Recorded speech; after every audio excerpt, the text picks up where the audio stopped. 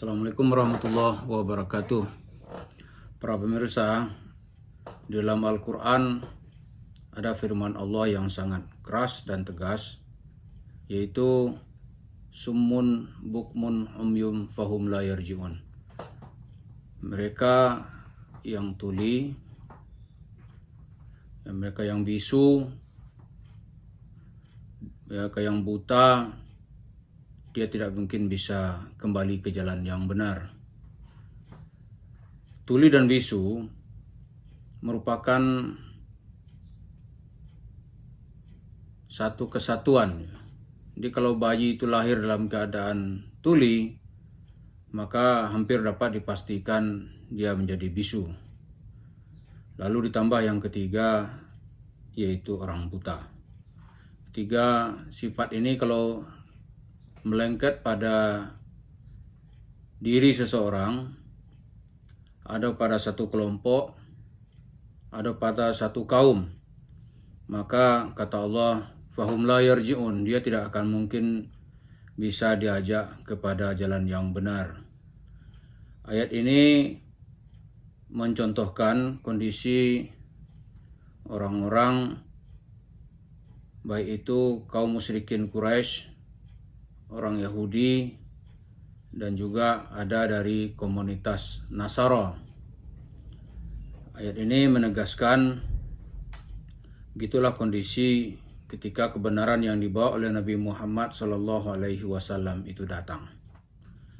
Tapi bagi kita, menafsirkan ayat ini secara letterless mungkin terasa sangat keras, bahkan dalam tingkat tertentu juga disebut dengan sangat kasar.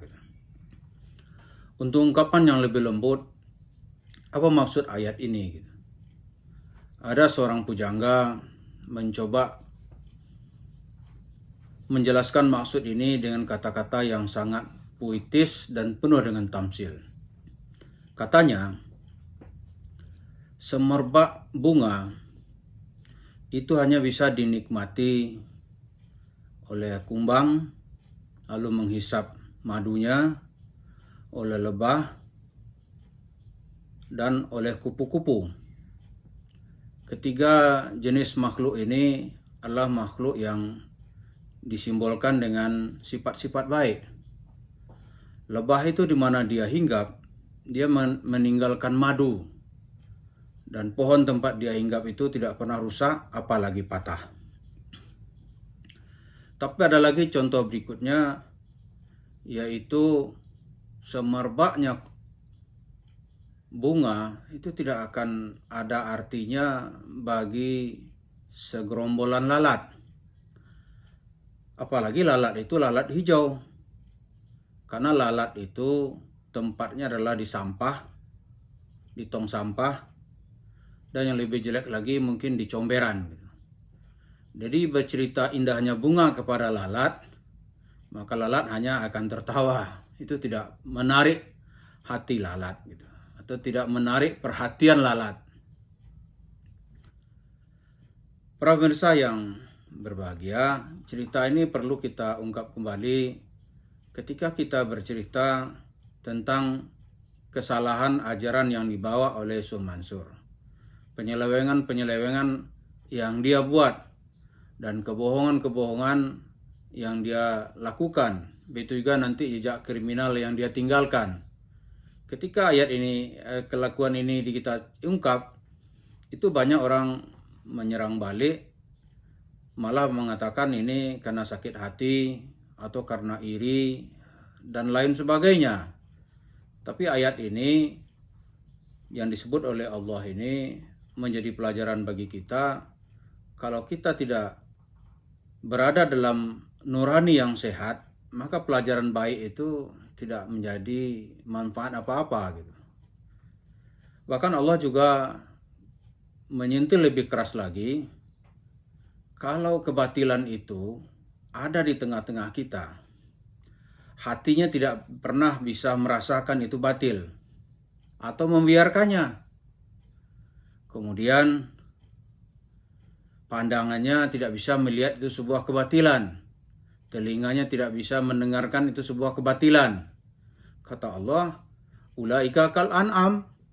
Mereka itu seperti al-an'am. Al-an'am itu bukan sekedar binatang gitu, tapi binatang ternak. Artinya binatang yang hidupnya itu hanya untuk disembelih, dagingnya untuk dinikmati.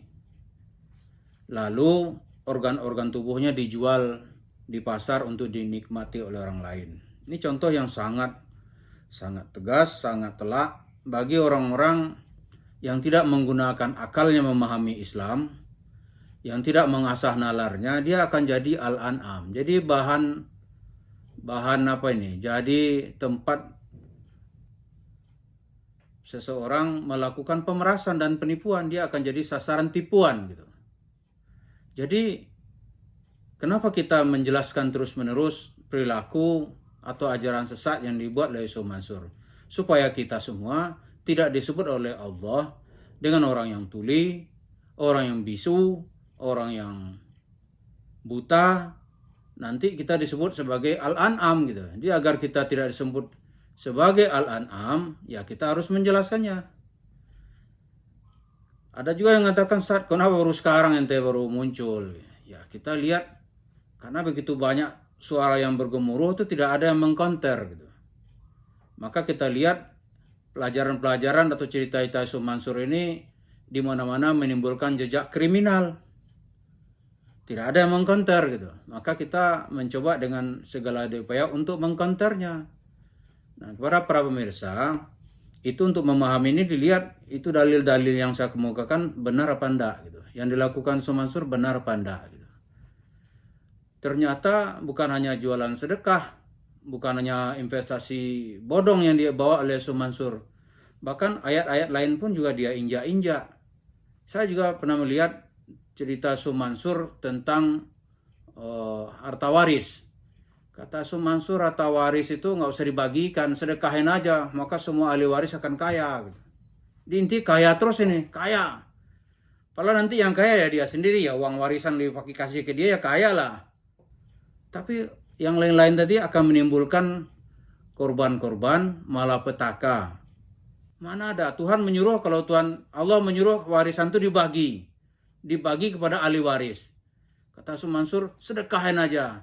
Ini kan sebuah penyimpangan. Nah, kita menjelaskan ayat-ayat ini bukan karena latar belakang iri dengan kekayaan yang dikumpulkan oleh Yusuf Mansur, bukan itu.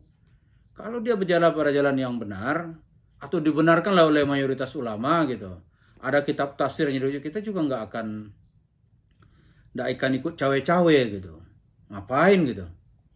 Jadi agar kita bisa kembali ke jalan yang benar, kita tidak boleh termasuk dalam sinyal-sinyal yang disebut oleh Allah tadi.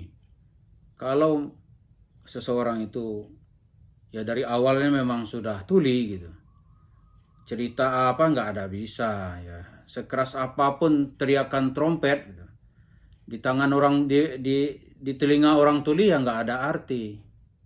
Mau ditembak meriam kayak dia tuli gimana, nggak dengar dia. Di cerita agama sekeras apapun dalil kita gitu, ya nggak ada nyangkut-nyangkutnya.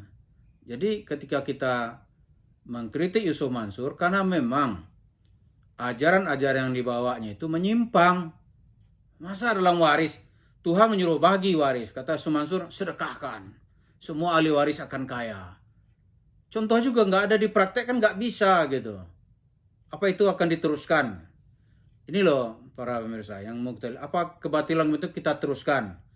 Kalau kita ikhlas untuk diteruskan, kita masuk dalam kelompok al-an'am, kelompok binatang ternak yang nanti akan diperas oleh Yusuf Mansur, akalnya dilumpuhkan, logikanya tidak ada, dan hartanya nanti akan diraup. Itu akibatnya. Auzubillah. Mari kita mengasah akal kita, memperjalai dalil-dalil, dan kita mendengarkan dengan baik, lalu kita bersuara tentang suara kebenaran yang berasal dari nurani kita. Kita bersuara dari fakta-fakta yang ada di sekitar kita. Mudah-mudahan suara kita didengar oleh makhluk langit, didengar oleh Allah, dan disampaikan untuk kepada pihak-pihak yang berkompeten untuk melakukan perubahan. Wa'alaikum minkum. Assalamualaikum warahmatullahi wabarakatuh.